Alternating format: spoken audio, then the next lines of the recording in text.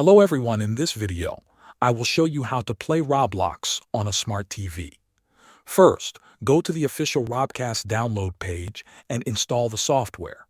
Make sure Roblox is already installed and working properly on your computer. Once Robcast is installed, open it and follow the setup instructions. The installation is quick and should take only a few minutes.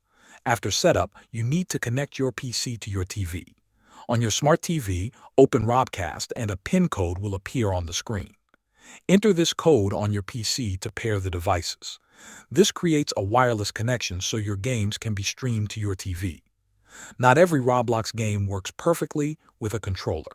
For the best experience, look for games tagged console or gamepad. These games are optimized for controller play. You can use any major smart TV platform, including Samsung, LG, Android TV, Hisense, Sony, and TCL. Robcast also lets you use your mobile phone as a fully customizable Roblox controller. You can move, jump, and interact with games using your phone, and even apply controller skins for different Roblox games. This makes gameplay more immersive and convenient. Once everything is set up, select the Roblox game you want to play on your PC through Robcast, and it will appear on your TV. Use your mobile or a connected controller to play as you would on a console. Thanks for watching.